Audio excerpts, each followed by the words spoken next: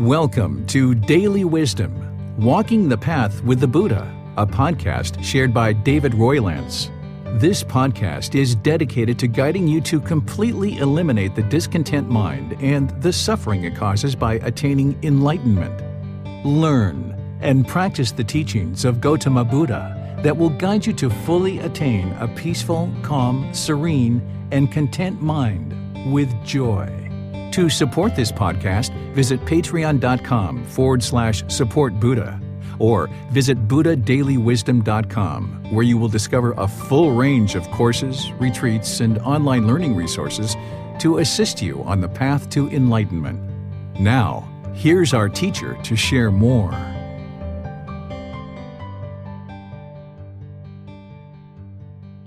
Sawadee Kap. Hello and welcome to Daily Wisdom, Walking the Path with the Buddha. Today is our Pali Canon and English study group where we're studying the words of the Buddha in this book series titled The Words of the Buddha, The Path to Enlightenment, Revealing the Hidden. We're in volume 11, which is titled The Realms of Existence, and we're going to be studying chapters 111 through 120 today. You can access these books from our website, which is buddhadailywisdom.com, and from there you'll see the link for free books. You'll have the entire book series of 13 books that are all based in the original words of the Buddha to help you progress towards this enlightened mental state where the mind can be peaceful, calm, serene, and content with joy. So I'd like to welcome all of you that are joining for our class, whether you're joining for the first time live through Facebook, YouTube, or Zoom, or if you're listening to this on the replay through any of the platforms that we distribute content to, like the podcast and other places like this. So welcome to all of you guys. What I'm going to be doing is displaying the chapters that we're going to be studying today so that somebody can read these chapters. If someone in Zoom would like to volunteer, they're welcome to. Otherwise, I'll just read each of the chapters. Then what we'll do is I'll share some teachings on that chapter, and then I'll open up to any and all questions that you guys have. If you're in Facebook, YouTube, or Zoom, you can ask questions by putting that into the comment section, or you can raise your hand in Zoom electronically and ask any questions that you like. So here, this first chapter that we're studying today, chapter 111, is titled The Mother's Milk. These chapters that we're going to be studying mostly today are about the cycle of rebirth, because this Realms of Existence, volume 11, we've already explored the hell realm, the animal realm, the afflicted spirits, the human realm, and the heavenly realm. And now we've been studying some chapters related to the cycle of rebirth itself. And this is something that can be independently verified. In terms of the teachings of the Buddha, there's nothing that's based in belief. Even the cycle of rebirth and all the realms, all of this is independently verifiable. You may not have the wisdom of how to verify that at this point, but if you dive deeper into the practice, you can learn about how to independently verify the cycle of rebirth and the realms of existence. Because the Buddha is explaining the way that the world is. He's not explaining the way the world should be, or the way that he thinks the world is, or the way that he believes the world is. He's not giving you a bunch of rules and commandments about if everybody follows these rules and commandments, the world becomes peaceful. He's explaining to you the way the world is based on his own direct experience, and because he observed that truth for himself, you can then also independently verify that truth and see it for yourself. And ultimately, a student who independently verifies the cycle of rebirth based on the wisdom of how to do that, you're usually about a year and a half, 2 years into your development, potentially on the path to enlightenment, where initially you're learning things like the 3 universal truths, the 4 noble truths, the Eightfold Path. You're developing your meditation training and all these different things that you're working towards. And this is what's going to help awaken your mind by eliminating certain pollutions out of the mind, moving closer and closer to that peace and joy, and experiencing the focus and concentration and all the other benefits on the path to enlightenment. And as you're doing this and you're lifting the pollution out of the mind, it's not uncommon for somebody to be able to observe their past lives and start having memories from their past lives, or to experience communication with beings from these 5 realms, Or you might even be able to start seeing these beings in one of these 5 realms. And if this is occurring and you didn't understand the way the world is, it could really shake you up. So the Buddha is teaching you the cycle of rebirth and the 5 realms of existence for a reason, so that you understand the way the world is, so that as you're learning his core central teachings and you're starting to lift that pollution out of the mind, if you start having observance of past lives, if you have communication communication with beings in any of those 5 realms, if you are seeing beings like from the hell realm or afflicted spirits or heavenly realm, then you'll know exactly what's happening, and you'll know why, because the Buddha's teachings explain that to you. So here, when you're learning about these things, you're never interested in believing anything, but you're learning, reflecting to independently verify and practice. And oftentimes people will approach this much later in their development on the path to enlightenment, because what's happened in the past is in the past. It doesn't matter anymore. And what may or may not happen in the future, it's in the future. Right now, you're in the human realm with an opportunity to make your way closer and closer to enlightenment. So it's best to not be complacent in that. So here, this first chapter that we're studying today, the mother's milk. Monks, this cycle of rebirth is without discoverable beginning. A first point is not identifiable of beings roaming and wandering on, hindered by ignorance, unknowing of true reality, and fettered by craving. What do you think, monks? Which is more, the mother's milk that you have drunk as you roamed and wandered on through this long course, this, or the water in the 4 great oceans? As we understand the teachings taught by the perfectly enlightened one, Venerable Sir, the mother's milk that we have drunk as we roamed and wandered on through this long course, this alone is more than the water in the 4 great oceans. Good, good, monks. It is good that you understand the teachings taught by me in such a way. The mother's milk that you have drunk as you roamed and wandered through this long course, this alone is more than the water in the 4 great oceans. For what reason? Because, monks, this cycle of rebirth is without discoverable beginning. A first point is not identifiable of beings roaming and wandering on, hindered by ignorance, unknowing of true reality, and fettered by craving. For such a long time, monks, you have experienced discontentedness, misery, and disaster, and swelled the cemetery. It is enough to experience fading away of strong feelings towards all conditions, enough to become free from strong feelings towards them, enough to be liberated from them. Okay, so what the Buddha is teaching here is how you've had countless rebirths. You may not be able to remember all of those right now, but you might have had something like deja vu, where these residual memories are kind of surfacing to the front of the mind, where oftentimes when those kinds of things happen, you might just push them to the side and not really pay attention to them. What deja vu is where you're experiencing something now in this life, and you know it's utterly familiar to you, and you know you've done this before, but it wasn't in this life. And this can last for a few seconds or 10 or 12 seconds, but usually what people do is just push that to the side. But you've had these countless rebirths. The scientists tell us that to their best estimate, the planet has been here for 4.5 billion years. And of course, some scientists date that a little bit earlier, a little bit later, but 4.5 billion years is about the average of what scientists think the planet has been here for. We can't even fathom that amount of time, the 4.5 billion years. We're on this planet for maybe 60 to 100 years. That's such a blink of an eye compared to the real history of this planet. And there's been beings on this planet at different times all throughout the history of this planet. So beings have been constantly reborn over and over and over and over and over again. And the Buddha is saying that the beginning of the cycle of rebirth, not the beginning of the earth and when the earth started, but when the beginning of this whole cycle of rebirth started, is undiscoverable. And why this is really helpful for you is because oftentimes in the human realm, the human mind is always obsessed with potentially thinking about, well, how did the world start? When did it start? How did it start? What happened? All these different things, and having almost craving or an obsession to figure out what happened in the past. Where in reality, what the Buddha is teaching you to do is come into the present moment and realize that you're a human being now, and that your mind is discontent now. And the teachings that are going to help you eliminate that discontentedness and escape this cycle of rebirth are here for you right now to be able to learn and understand. But it's because of ignorance that the mind is hindered in continuing to roam and wander throughout this long course of the cycle of rebirth. What ignorance is the unknowing of true reality, that the mind just doesn't understand what it doesn't understand. In the unenlightened state, the mind doesn't understand what's causing the sadness and anger and frustration and all these other discontent feelings. The unenlightened mind will tend to blame this on other beings and think that your mom is causing you to be upset, or your dad, or your brothers or sisters, or life partner, your children.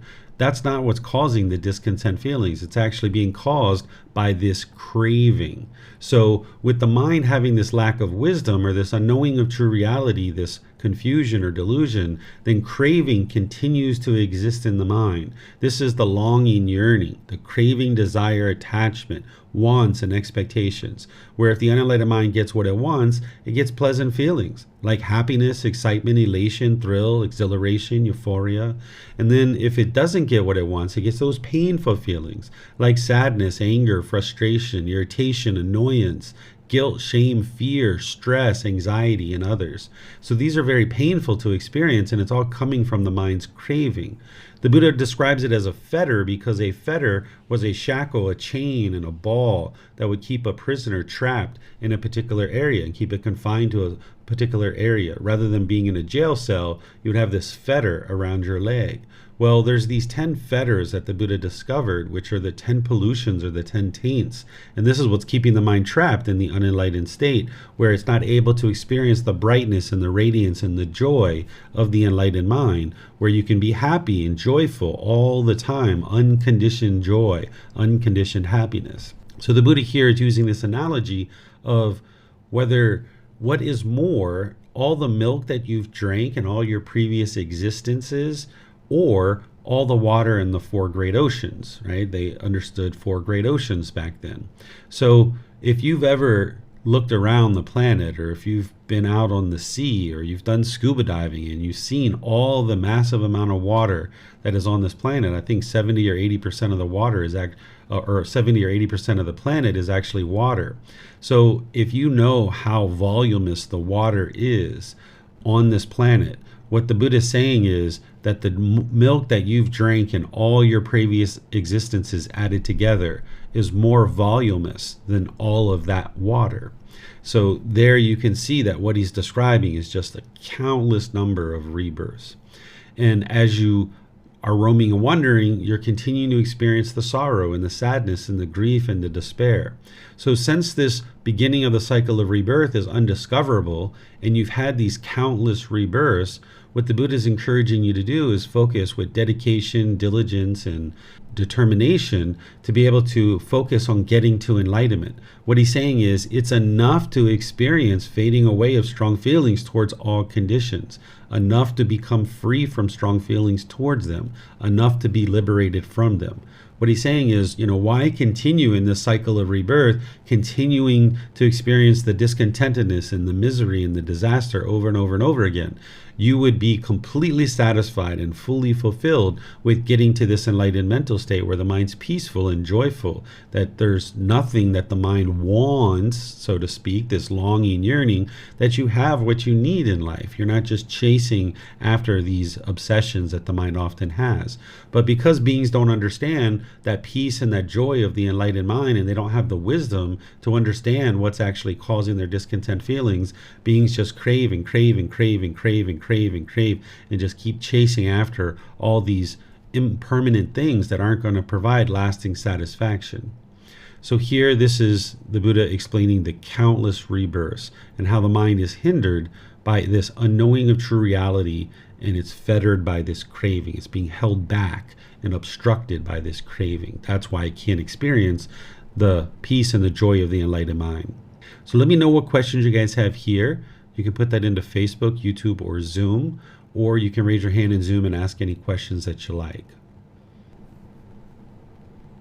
Okay, it looks like Mayuli's asking a question here. Sir, if the beginning of rebirth is undiscoverable, what are your thoughts of God creating living beings? If the first point is not identified, then why did the concept of God creating all beings come from? So what the Buddha is saying is like a time frame of when the cycle of rebirth started is undiscoverable. He gives a creation story in his teachings, and he even talks about God as being the creator. So it's not that that is not undiscoverable. It's that the time frame of when it happened. So while we say the earth has generally started around 4.5 billion years ago, that doesn't give an exact number. That doesn't say all the other beings throughout the universe or the galaxy, because oftentimes here on Earth we think that Earth is it, and everybody on Earth, that's the only thing. But we can't be the only beings in this world, so to speak, in this universe and multiple universes all throughout the world, that we can't be the only ones. So the beginning in terms of the time frame is undiscoverable. So we're saying that you've had these countless rebirths over this enormous amount of time that is undiscoverable. Okay. Not seeing any other questions anywhere. So let's go to the next one, which is chapter 112. This one is titled, In Misfortune, in Misery, in This Long Course. Monks, this cycle of rebirth is without discoverable beginning. A first point is not identifiable of beings roaming and wandering on, hindered by ignorance, unknowing of true reality, and fettered by craving. Whenever you see anyone in misfortune, in misery, you can conclude, we too have experienced the same thing in this long course. For what reason? Because, monks, this cycle of rebirth is without discoverable beginning. A first point is not identifiable of beings roaming and wandering on, hindered by ignorance, unknowing of true reality, and fettered by craving. For such a long time, monks, you have experienced discontentedness, misery, and disaster, and swelled the cemetery. It is enough to experience fading away of strong feelings towards all conditions, enough to become free from strong feelings towards them, enough to be liberated from them. Okay, this teaching is actually really good to help you arise compassion and to also eliminate any kind of conceits or arrogance or judging other beings and looking down on them. Here what the Buddha is saying is you've been reborn countless times, and because of that, whenever you see an individual that is experiencing misfortune or misery, you can conclude that we too have experienced the same thing in this long course. So if you see somebody that's using drugs or alcohol, if you're looking down on them and you're judging them, instead, what you can do is you can arise this compassion, which is the concern for the misfortune, realizing that you have done those same things, either in this life or some previous life. If you see somebody that is experiencing homelessness or difficult struggles or poverty or something like this, you can conclude that you too have experienced this exact same thing. So rather than judge them and look down on them for any kind of unwise decisions that someone might be making, instead have concern for their misfortune. So this will really help you to bring down your judgment of others, bringing down that conceit, that arrogance, that pride, and rising up your compassion, because you can put yourself in that same situation. If you see someone sleeping on the side of the street, you can say and understand in your own mind that, hey, you've done this exact same thing in the past. This is so unfortunate that this being is in this situation, that you've experienced that too. So this can help you to arise the concern for the misfortune of others. And here the Buddha is explaining all the same stuff, that, hey, you've experienced so much misfortune in the past through all this countless rebirths. It's enough to get to enlightenment. By you getting to enlightenment, then you'll be fully satisfied, fully fulfilled. Like, you've done all this misery, you've experienced all this sorrow and this sadness. It's time to get out of this cycle of rebirth and end all of it. So let me know what questions you guys have here.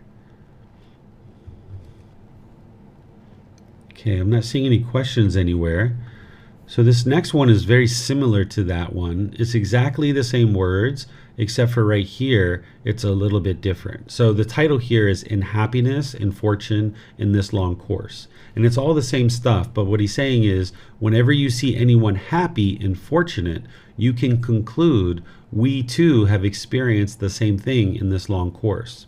So what this can do for you is this can help you to eliminate your craving, desire, attachment, and any kind of jealousy or envy that you might have. If you see somebody that's rich or famous or experiencing any fortunate situation, you can conclude you've already done that. You've already been there. You've already done that. Sometimes when you see somebody having a great job title, or they're really handsome or really beautiful, or maybe they're driving a Lamborghini or Ferrari, and you're like, I wish I could have that. I want that so badly. You can have craving, and then you can have jealousy and envy as well.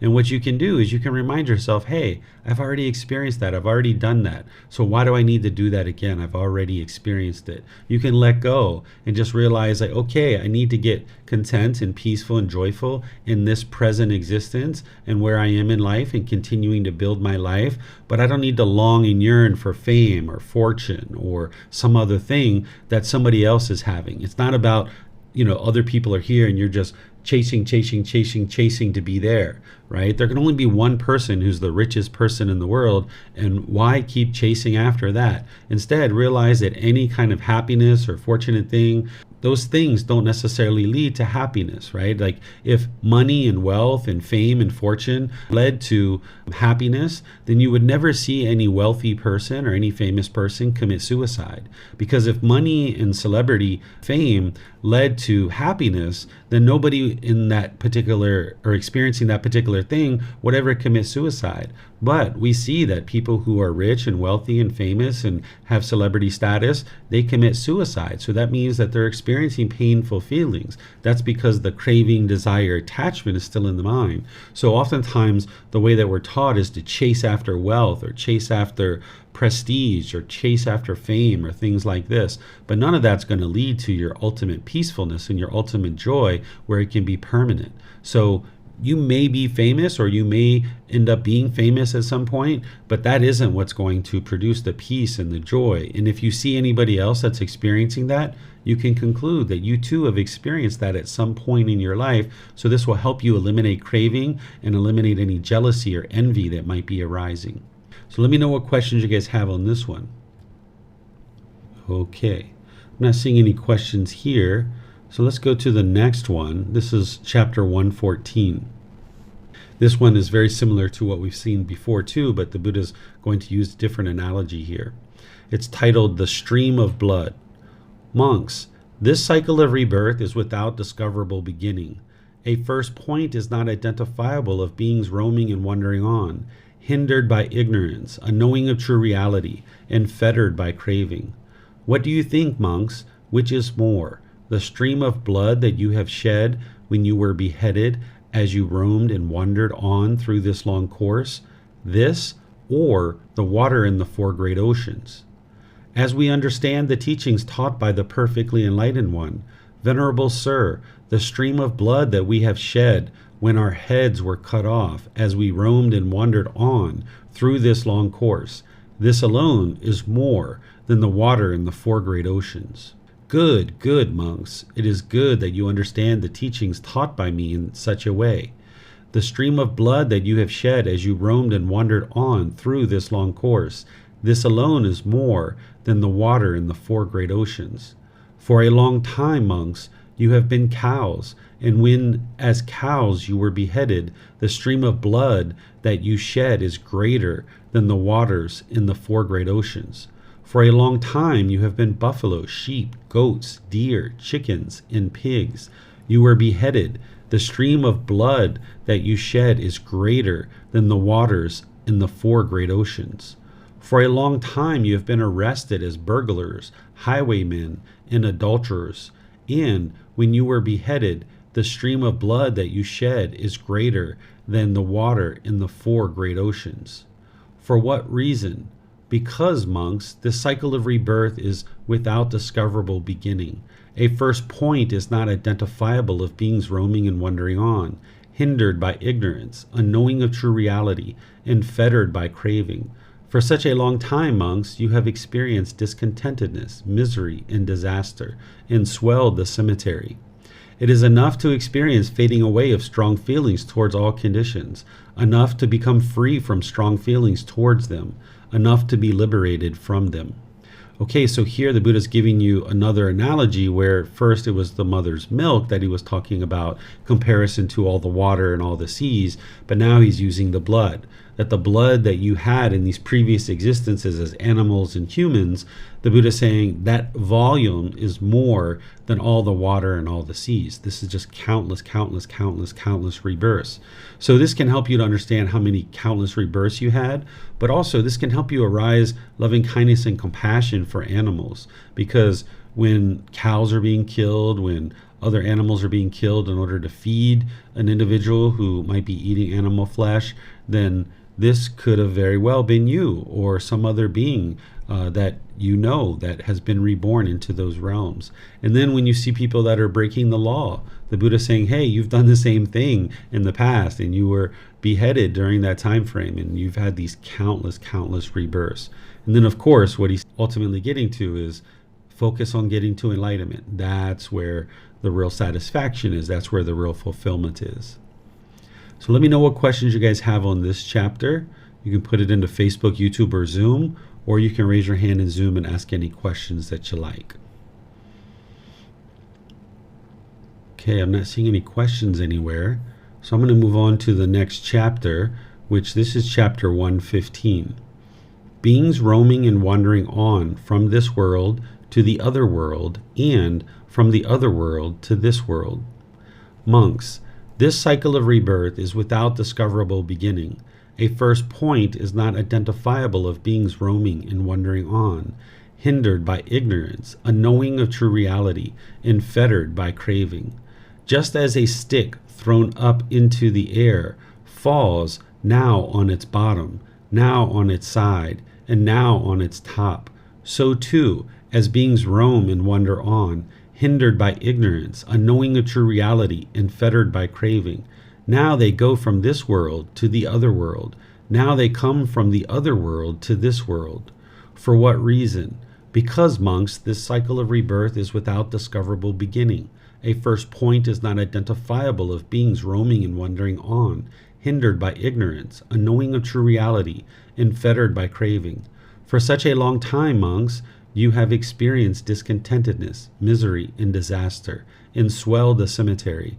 It is enough to experience fading away of strong feelings towards all conditions, enough to become free from strong feelings towards them, enough to be liberated from them. So here the Buddha is talking about beings leaving from the human world and moving into the other realms, and from those realms coming into this realm. And this is because of the ignorance or the unknowing of true reality and the craving. That's why everything on the path to enlightenment is about cultivating wisdom, so you can antidote that ignorance. That's what's going to help you eradicate the craving, desire, attachments, and all the other pollutions of mind that are hindering one from being able to experience the peace and the joy and the liberation of mind. So here, this is another chapter essentially describing the same things. Now keep in mind that all these discourses, the Buddha wasn't speaking about these one after another. Over his 45-year teaching career, he would have said one discourse in one place, another discourse in another place, and another place. Here, this book series is putting them all together and consolidating them, so you can see what he's talking about in relationship to various topics, so that they're not spread out over all the different books related to the Pali Canon, but instead it's consolidating them. But he would have shared these at different times in different settings, helping people to understand how they are experiencing countless rebirths. So let me know if you guys have any questions on this one. Okay, I'm not seeing any questions here. So let's move on to 116. So now the Buddha is going to move into talking about impermanence a little bit. So impermanent, so unstable, so unreliable conditions. Monks, this cycle of rebirth is without discoverable beginning. A first point is not identifiable of beings roaming and wandering on, hindered by ignorance, unknowing of true reality, and fettered by craving. In the past, monks, this Mount Vapula was called something else. I can't pronounce these long words. And at that time, these people were called Tavasas. The lifespan of the Tavasas was 40,000 years. They could climb Mount Pachakanaramasa in 4 days and descended in 4 days. At that time, the perfectly enlightened one, Kakasanaha, an Arahant, a perfectly enlightened one, had arisen in the world. His two chief disciples were named Vadahara and Sanjiva, an excellent pair. See, monks, that name for this mountain has disappeared. Those people have died, and that fortunate one has attained final nibbana, final enlightenment. So impermanent are conditions, monks, so unstable, so unreliable. It is enough, monks, to experience fading away of strong feelings towards all conditions, enough to become free from strong feelings towards them, enough to be liberated from them.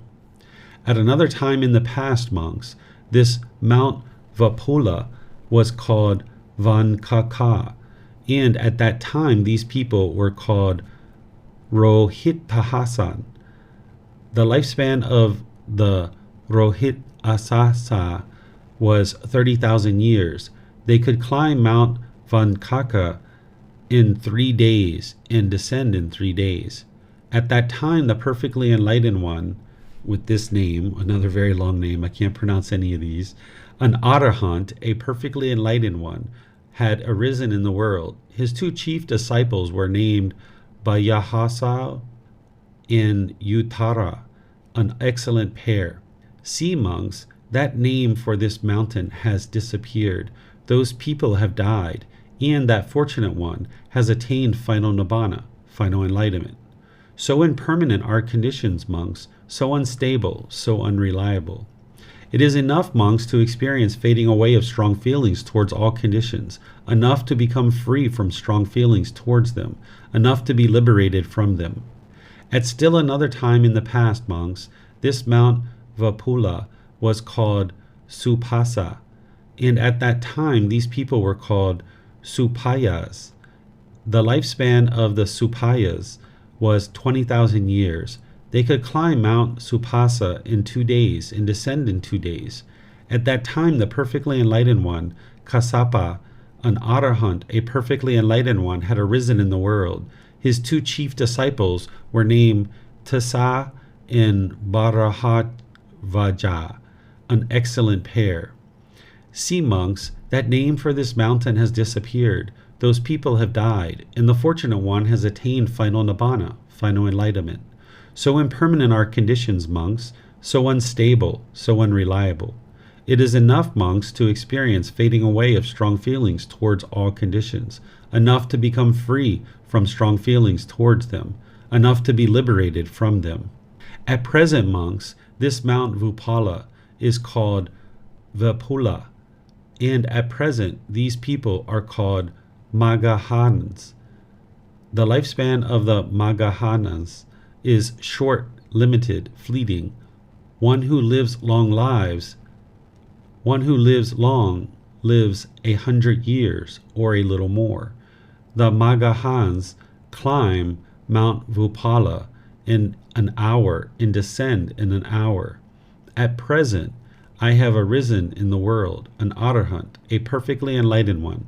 My 2 chief disciples are named Sariputta and Mangalana, an excellent pair.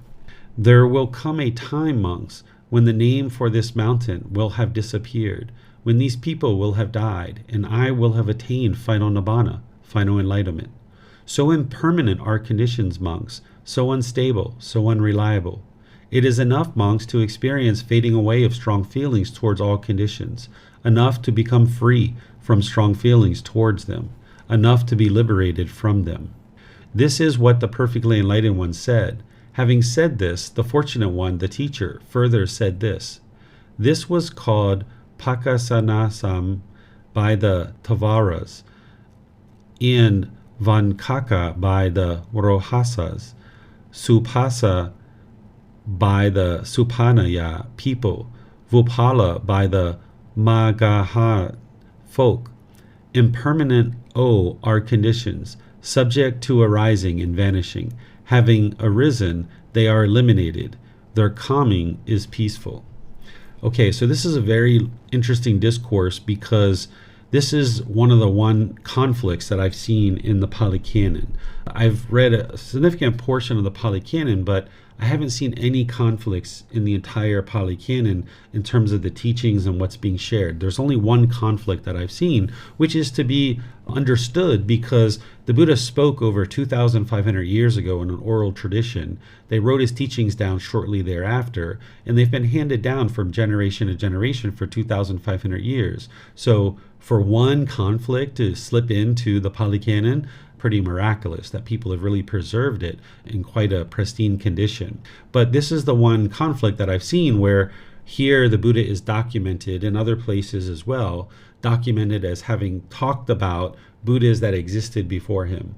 And then there's one place in the Pali Canon where you can see the Buddha talking about how he's the discoverer, the declarer, the originator of the path to enlightenment, undeclared before him. And I tend to think that that's actually what's true, that the Buddha was the first Buddha and it was undeclared and undiscovered before him. Because the more you learn about the path to enlightenment, you will see that it takes a deep level of intellectual learning and understanding to be able to get to enlightenment. And that means that human beings would need to have a well-structured language that can communicate very deep thoughts and very penetrating wisdom to be able to explain the path to enlightenment.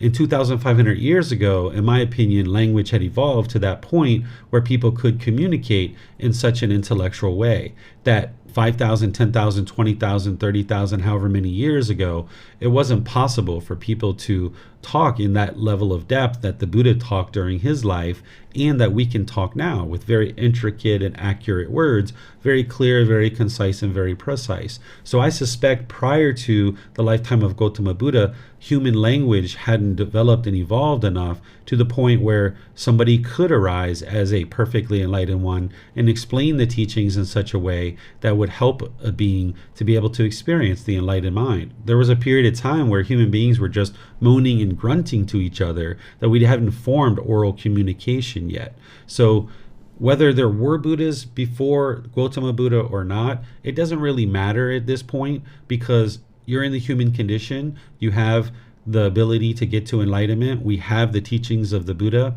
and whether there were Buddhas before him or not, it really doesn't matter.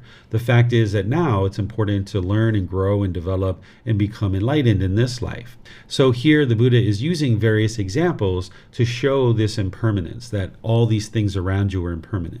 This is where I talk, when I teach the universal truth of impermanence, I might talk about the body being impermanent, your bank account being impermanent, your relationships, the weather, the sidewalk. I describe all these different things to help you be able to independently verify that yes, all these things are impermanent. And here's the Buddha giving examples, potentially, if this documentation is accurate at all, of him giving examples of all these different things that are impermanent. Because the underlying problem that's happening with the unenlightened mind is that it craves permanence. It wants things to be permanent, but yet it lives in this impermanent world.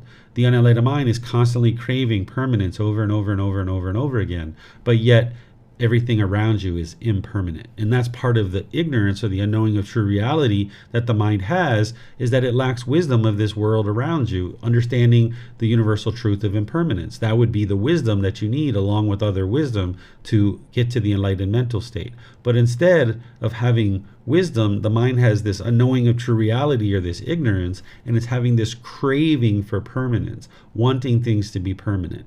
And as long as the mind gets what it wants, it gets pleasant feelings like happiness, excitement, elation. But those feelings are based on some condition. Whereas if it's sunny outside, you might get happy. But then that happiness is temporary, because as soon as the sun changes, the mind moves into the sadness or the anger, the frustration, or some other discontent feeling, because it can't experience the sun permanently, because the sun is impermanent. So as long as the mind has craving and it latches on to something, the sun, your bank account, or any other thing, or relationship, when this is over and ends because of impermanence, your mind will be discontent. So you need to train the mind to be comfortable with impermanence. And one of the first steps of that is to intellectually be able to look around the world and see that everything that's around you is all impermanent, so that then you can gradually be training the mind on the path to enlightenment to not crave permanence and be able to be comfortable with impermanence. And when you can train your mind to be comfortable with impermanence, then you ultimately get what the mind always wanted, which is something that's permanent. That's enlightenment, that you'll eventually get to that permanent mental state where the mind's permanently joyful and permanently peaceful. But you need to get comfortable with the impermanence first and train the mind to not crave permanence so that then it can move into that permanent mental state of enlightenment. So let me know what questions you guys have here. Again, you can put that into Facebook, YouTube, or Zoom, or you can raise your hand in Zoom and ask any questions that you like. Okay, I'm not seeing any questions anywhere. So we'll move on to the next chapter, which is chapter 117. This one is titled, Conditioned Objects Are Impermanent. Monks, conditioned objects are impermanent. Conditioned objects are unstable. Conditioned objects are unreliable. It is enough to become dissatisfied with all conditioned objects, enough to become free from strong feelings towards them, enough to be liberated from them. Monks, Sumeru, the king of mountains, is 84,000 yojanas in length. A yojana is 12 to 15 kilometers. And 84,000 yojanas in width. It is submerged 84,000 yojanas in the great ocean and rises up 84,000 yojanas above the great ocean. 1. There comes a time, monks, when rain does not fall for many years, for many hundreds of years, for many thousands of years, for many hundreds of thousands of years. When rain does not fall, seed life and vegetation, medicinal plants, grasses, and giant trees of the forest wither and dry up and no longer exist. So impermanent are conditioned objects, so unstable, so unreliable. It is enough to become dissatisfied with all conditioned objects, enough to become free from strong feelings towards them, enough to be liberated from them. 2. There comes a time when after a long time a second sun appears. With the appearance of the second sun, the small rivers and lakes dry up and evaporate and no longer exist. So impermanent are conditioned objects, so unstable, so unreliable. It is enough to become dissatisfied with all conditioned objects, enough to become free from strong feelings towards them, enough to be liberated from them. 3. There comes a time when after a long time a third sun appears. With the appearance of the third sun, the great rivers, the Ganges, the Yamuna, the Acharavata, the Sarabu, and the Maha dry up and evaporate and no longer exist. So impermanent are conditioned objects, so unstable, so unreliable. It is enough to become dissatisfied with all conditioned objects, enough to become free from strong feelings towards them, enough to be liberated from them. 4. There comes a time when, after a long time, a fourth sun appears. With the appearance of the fourth sun, the great lakes from which those great rivers originate, Anatata, Sarahapapata, Rajakara, Kankurumanda, Kunnala, Chadata, and Mandakakina, dry up and evaporate and no longer exist. So impermanent are conditioned objects, so unstable, so unreliable.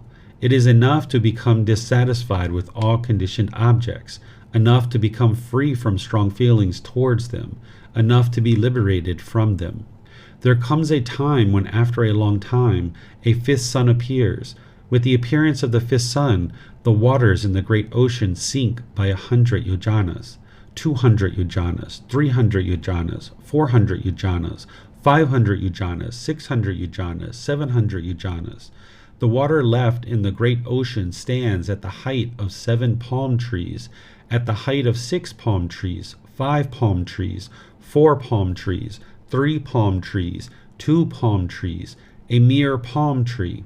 The water left in the great ocean stands at the height of 7 fathoms, 6 fathoms, 5 fathoms, 4 fathoms, 3 fathoms, 2 fathoms, a fathom. What a fathom is 1.8 meters. Half a fathom, up to waist height, up to the knees, up to the ankles. Just as in the autumn, when thick drops of rain are poured down, the waters stand in the hoof prints of cattle here and there. So the waters left in the great ocean will stand here and there in pools the size of the hoof prints of cattle. With the appearance of the fifth sun, the water left in the great ocean is not enough even to reach the joints of one's fingers. So impermanent are conditioned objects, so unstable, so unreliable. It is enough to become dissatisfied with all conditioned objects, enough to become free from strong feelings towards them, enough to be liberated from them. 6. There comes a time when after a long time a sixth sun appears. With the appearance of the sixth sun, this great earth in Sunero, the king of mountains, smoke, fume, and smolder.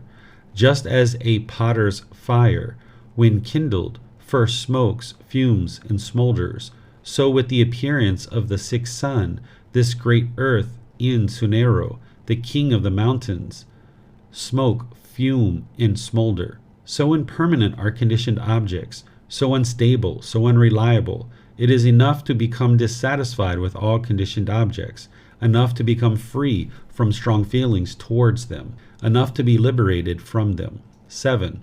There comes a time when after a long time a seventh sun appears. With the appearance of the seventh sun, this great earth in Sunero, the king of mountains, burst into flames, blaze up brightly, and become one mass of flame.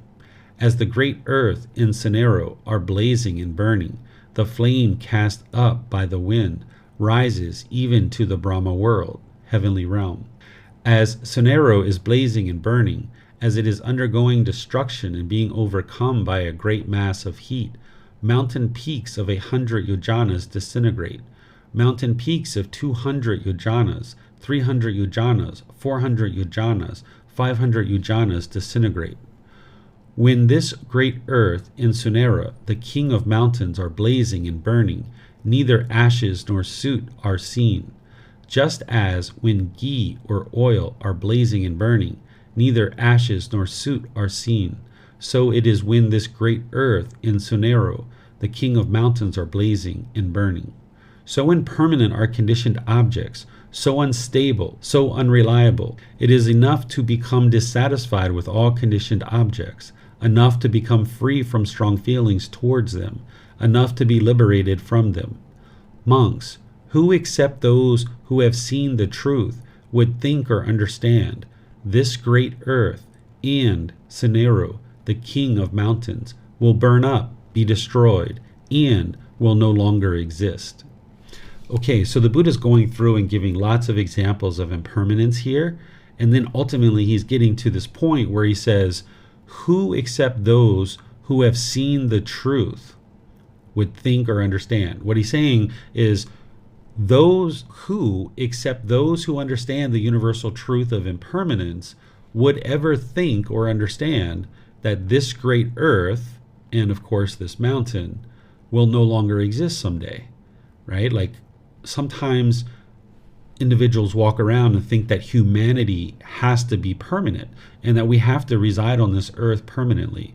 Well, if an individual has deeply penetrated the universal truth of impermanence, you understand everything around you is impermanent. So this earth that we're inhabiting, this planet, is not permanent. But oftentimes people think that way because the mind is craving permanence or craving permanent existence, and they think the earth is permanent, or they think that humanity is permanent, and their mind's holding on to this world and holding on to humanity. But you can let that go and realize, like, hey, of course humanity is impermanent. Of course the earth is impermanent, because everything around you is impermanent.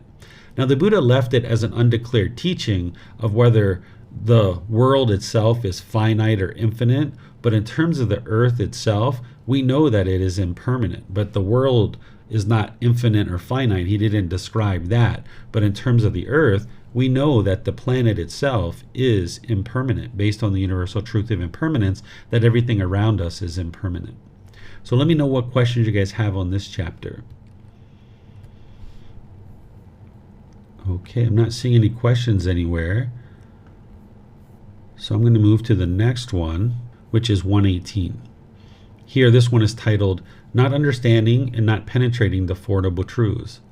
Monks, just as a stick thrown up into the air falls now on its bottom, now on its top, so too as beings roam and wander on, hindered by ignorance, unknowing of true reality, and fettered by craving.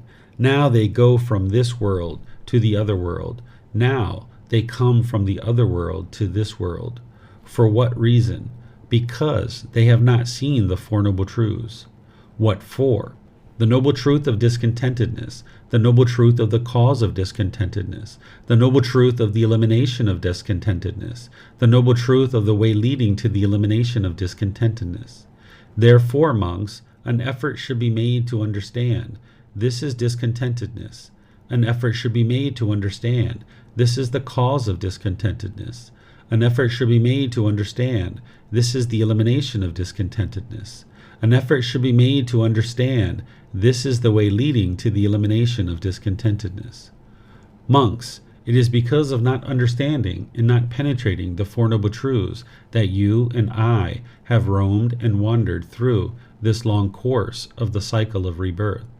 What for?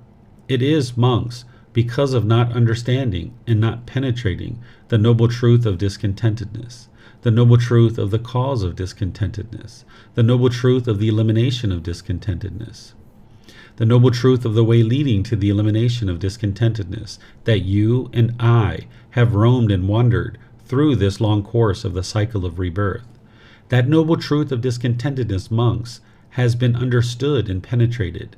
That noble truth of the cause of discontentedness has been understood and penetrated.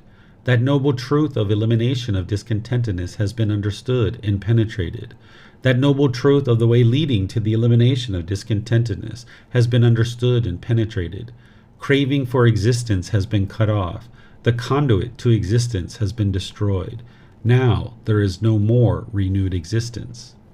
So here the Buddha is giving the reason why beings continue through the cycle of rebirth, continuing to roam and wander. Of course, originally he has been sharing that it's because of ignorance and craving, which is what he's sharing here too, that hindered by ignorance and fettered by craving, this is why beings roam and wander. But ignorant of what? Unknowing of true reality of what? What are they lacking wisdom of? Well, they haven't seen the Four Noble Truths. They don't understand these four simple statements of what is the problem in the unenlightened mind, the cause, the elimination, and the path forward. So here the Buddha is saying it's because of that lack of wisdom of the Four Noble Truths and being able to fully understand and have that breakthrough to finally understanding the truth about the unenlightened mind that beings continue to roam and wander through the cycle of rebirth.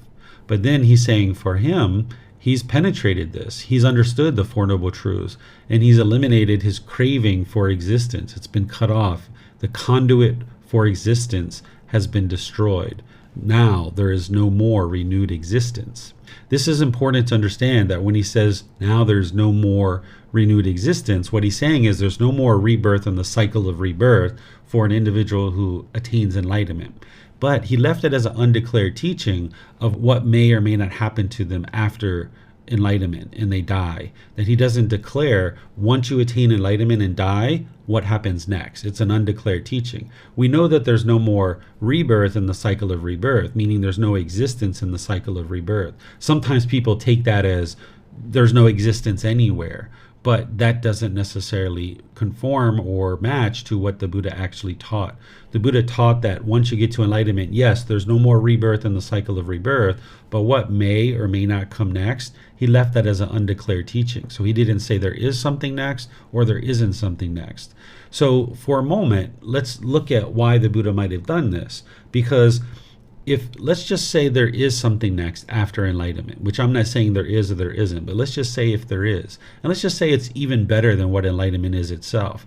Well, if somebody knew that in the unenlightened state, that's one more craving that they would have to eliminate in order to get to enlightenment. As long as they're craving that thing after enlightenment, they wouldn't actually be able to experience enlightenment. So they'd be stuck in this constant loop of continuing to crave that thing, and now they wouldn't ever be able to escape the cycle of rebirth.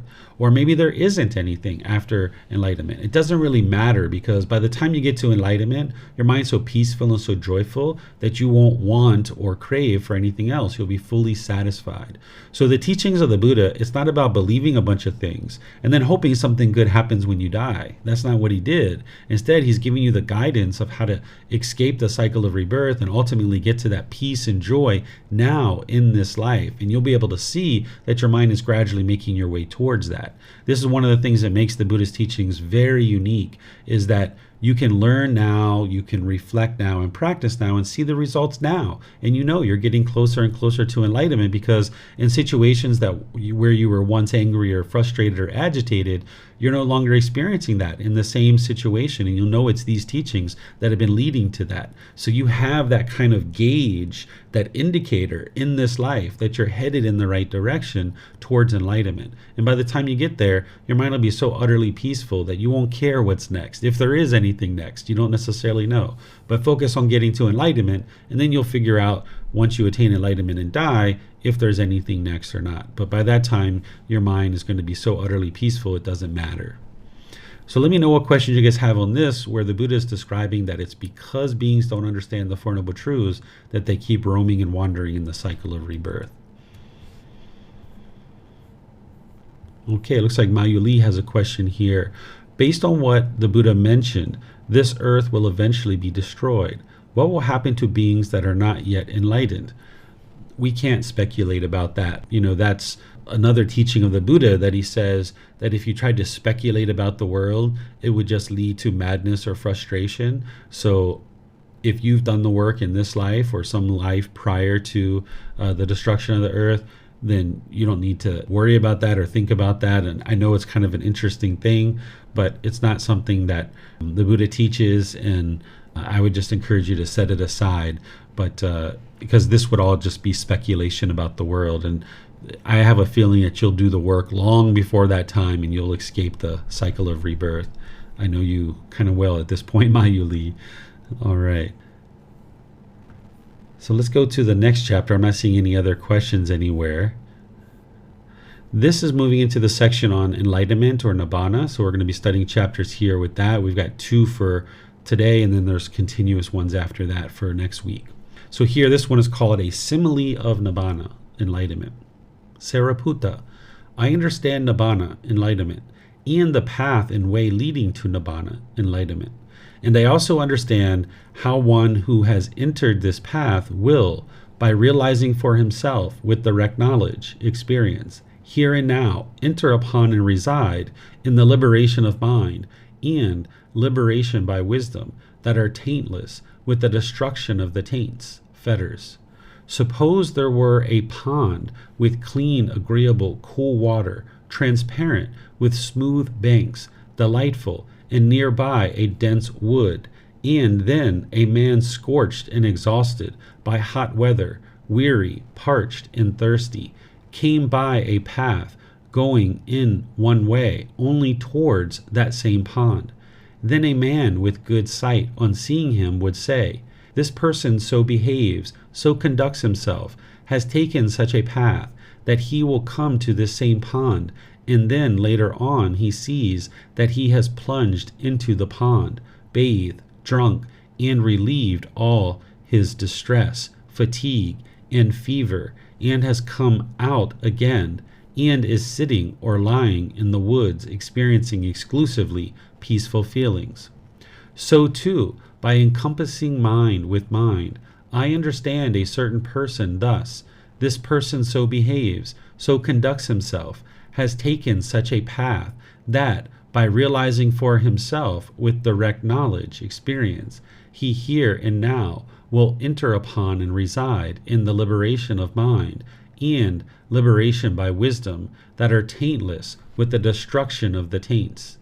And then later on I see that by realizing for himself with direct knowledge, experience, he here and now enters upon and resides in the liberation of mind by wisdom that are taintless with the destruction of the taints, and is experiencing exclusively peaceful feelings.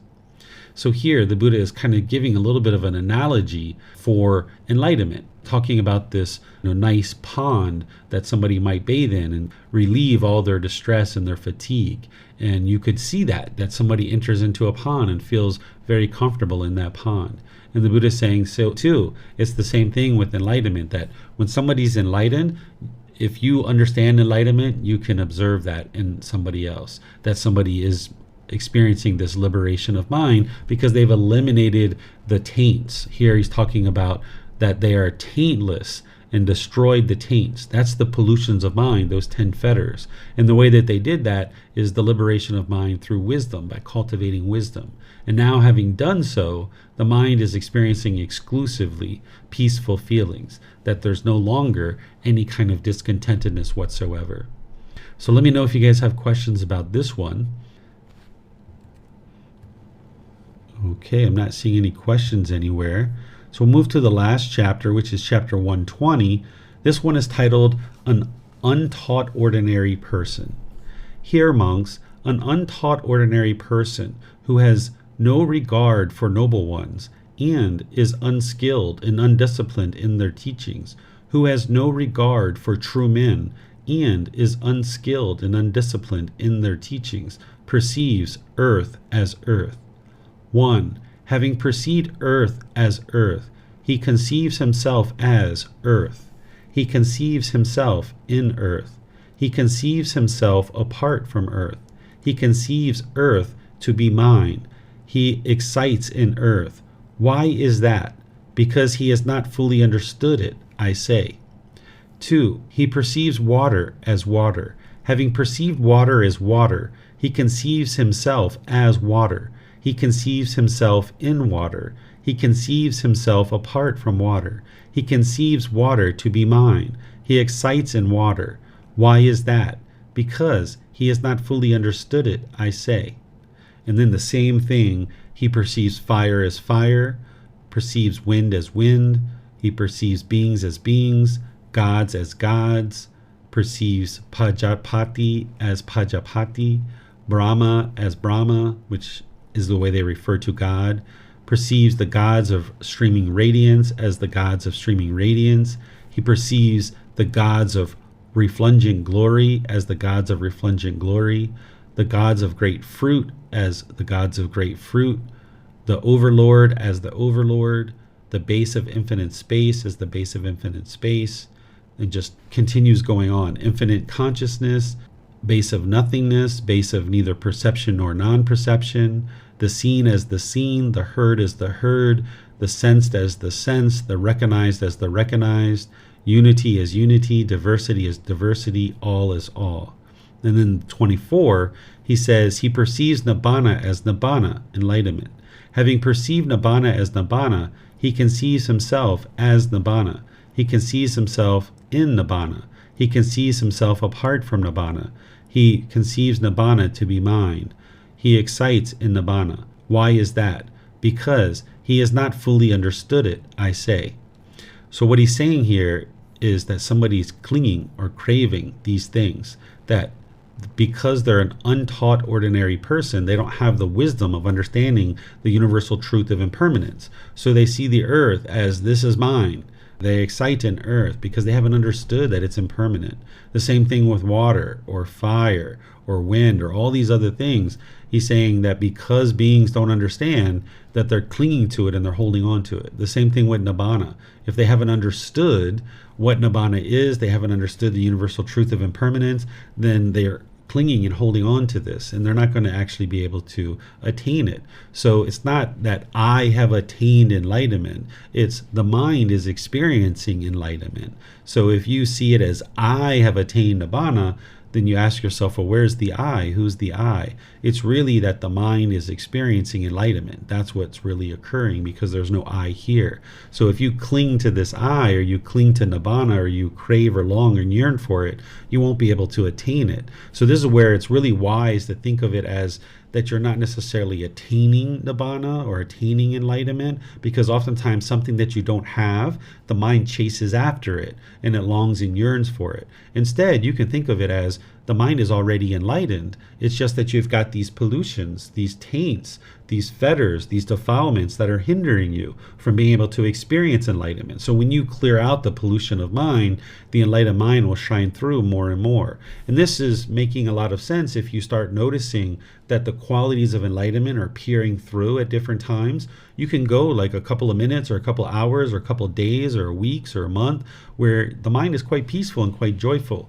And then boom, you get a little bit of discontentedness coming in. So there you can see that the mind's already enlightened. It's just that it's kind of like looking out through this smoke, through this pollution. And sometimes the pollution clears and the mind's quite peaceful, but then the pollution comes back in. So what you're trying to do is get rid of all this pollution so there's no pollution whatsoever in the mind.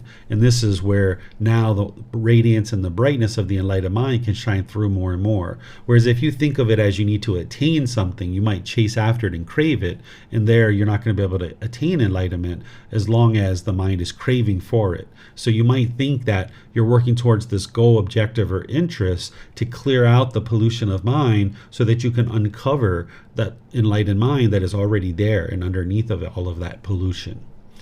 So let me know what questions you guys have on this chapter. You can put that into Facebook, YouTube, or Zoom, or you can raise your hand in Zoom and ask any questions that you like. Okay, I'm not seeing any questions anywhere.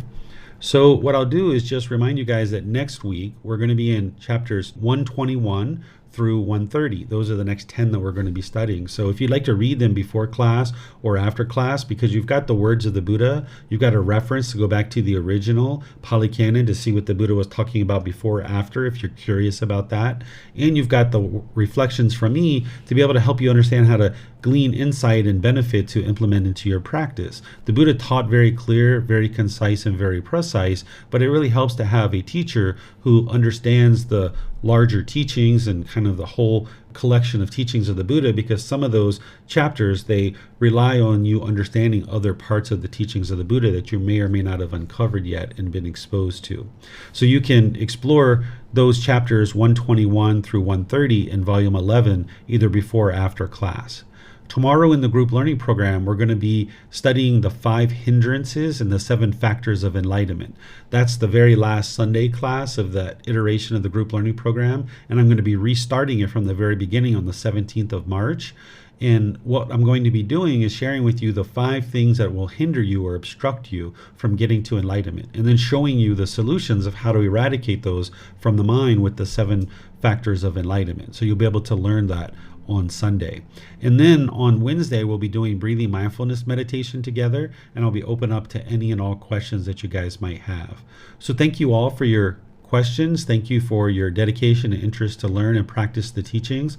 We'll see you guys in a future class. Have a very wonderful and lovely rest of your day. Sawadee Kap.